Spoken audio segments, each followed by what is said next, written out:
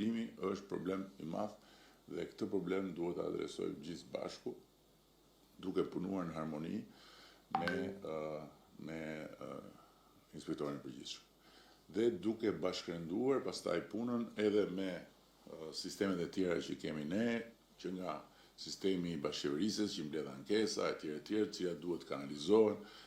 një pasqyrë e dyfisht për të parë se ku shkon ankesa dhe sa adresohet ajo,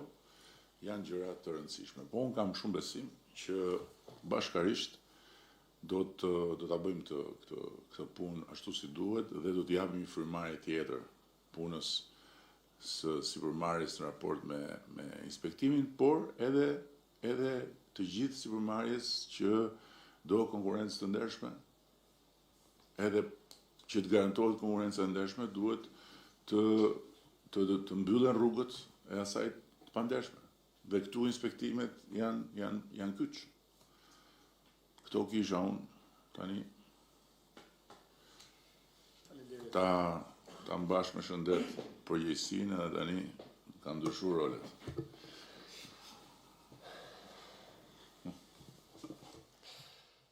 Nderuar zoti kryeministër, nderuar zonja ministre, të nderuar kryeinspektor të Inspektoratit të Gjithë Republikës së Shqipërisë, të nderuar pjesëmarrës, ka pranuar këtë sfidë sepse ju vlerësoj maksimalisht për vizionin që ju keni. Ndoshta është e pamundur dhe pa imagjinueshme që një demokrat për 20 vitesh politik në një llogore tjetër që ju e thatë me të drejtë, kritikuar, gjuajtur me gur shtëpisë apo qeverisë tuaj, por diferenca qëndron në një moment të cilës shkelpsor dhe nuk kam turp ta them që aty ku unë kam kontribuar, kam dhënë për 20 vite, kam fituar gara të pamagjinueshme, gjithmonë personale, po flasim, dhe garën e fundit që deli pari dhe të hedhë në rrugë, tek qeveria jote, mora kurajen, mora guximin, konkurova, dola i pari dhe vlerësohem. Dhe kjo është një diferencë dhe e them tek rasti që duhet që kushdo qytetar shqiptar, demokrat, socialist apo në pikpamje të ndryshme politike, duhet të besojnë në këto konkurrime, të aplikojnë dhe jam i bindur që do të ketë drejtësi në fitimin atij vendi punës apo atij konkurimit të cilët bëjnë. Zoti kryeministër,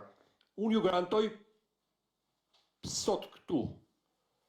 në ditën e parë të këtij prezantimi dhe të këtij takimi që kemi bashkë me ju, që unë 3 gjëra i kam të panegociueshme dhe që do t'i vëj në zbatim. Në radhë parë do të kenë të gjithë përkushtimin e tim maksimal gjatë 24 orëve, nuk është fjala gjatë 24 orëve që them në kuptimin që fizik të punimit të 24 orëve, por telefoni im do të jetë i hapur dhe nëse do të gjehet një moment çast vetëm i mbyllur nga kryeministri i Shqipërisë, ministra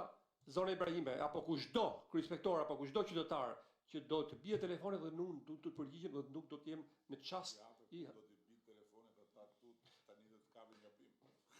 Unë e kam numrin e telefonit publik edhe e kam thënë zotë kryeministër, pra përkushtimi do të jetë maksimal dhe do punojmë gjithë bashkë për ato detyra që ju na keni vënë, për ato detyra që na jep ligji, për ato reformë të rëndësishme për ta çuar dhe për ta përmbyllur siç tha zonja ministre në fund të vitit 2026. E dyta, ju garantoj zotë kryeministër për integritetin tim moral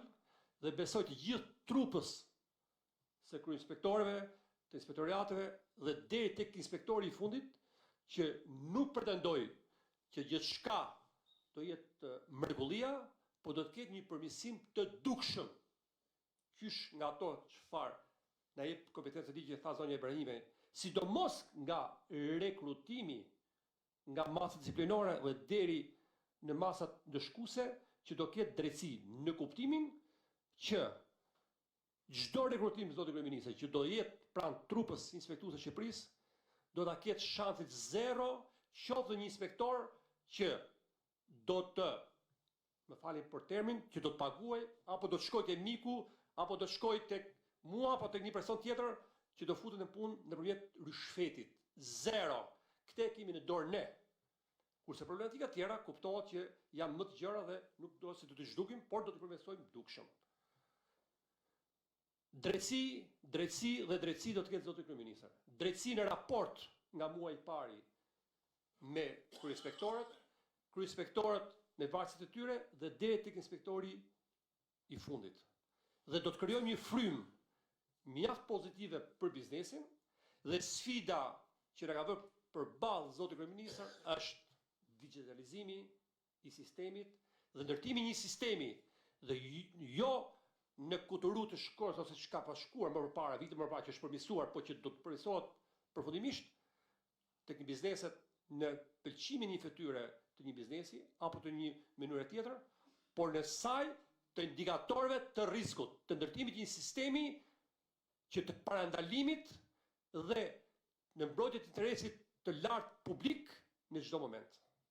Ligji na ka përcaktuar edhe inspektimet e planifikuara, por na ka lënë dhe hapësirën e emergjencës, të çastit që në mbrojtje të interesit të fort publik të një momenti të cilët sjell dëm të madh,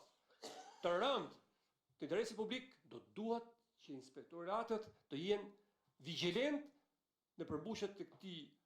detyrimi që mos të ndodhi që të vi dëmi pastaj të interesit publik. Janë shumë gjëra që ne zoti kryeministër do t'i diskutojmë në çdo moment me të gjithë trupën inspektuese dhe po ju bëj me dije zoti kryeministër, ashtu siç unë me të gjithë kërkesat të ligjit nga i parë që u rekrutova në bazë të një konkurrimi dhe të një emërimi, nga i parë deri te fundit ne do të fillojmë dhe një moment të afërm që të verifikojmë për çdo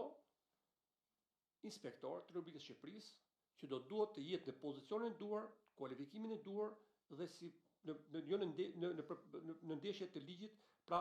që po themi që unë jam jurist apo një person tjetër është një profesion i caktuar, do duhet që patjetër që të ve tek mjekësia të jetë doktori,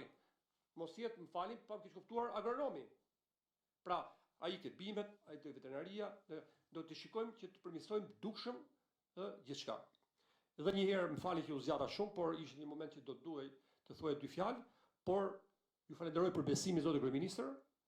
dhe jeni sigurt që adorashi që më keni hedhur, ajo sfidë të cilët më keni vënë përpara, do ta përmbushim bashkë me të gjithë këto burra, këto gra dhe këto burra të nderuar dhe që do ju nderojmë në fund dhe ju garantojmë që inspektimi do të jetë model ashtu siç ju përmendet për doganat, për tatimet apo institucionet e tjera dhe ne do të jemi në nivelin e tyre dhe për këtë ju japim pa të tepruar, po flasi burr fjalën e nderit. Faleminderit. Dua të shtoj një komponent që besoj do jetë vlerë në këtë përpjekje për këtë fazë të dytë të reformës, që është bashkëpunimi me universitetet. Ne kemi pas një eksperiencë pozitive fillestare me Universitetin Bujqësor për të testuar të gjithë inspektorët e AKU-s. Dhe besoj që do jetë shumë e rëndësishme për të nesërmen që nga pozitat e kryeinspektorit përgjithshëm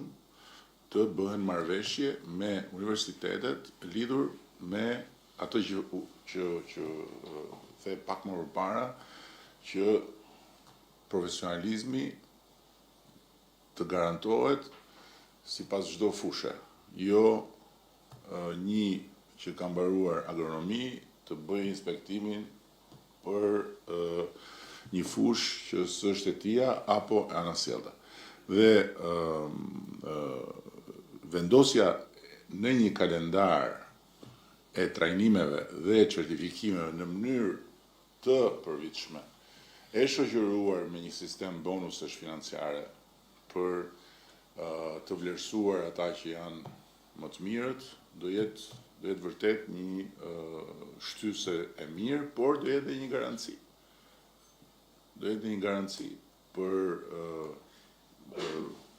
të testuar përmbajtjen e burimeve njerëzore të inspektoriateve dhe për karrierën e gjithë secilit.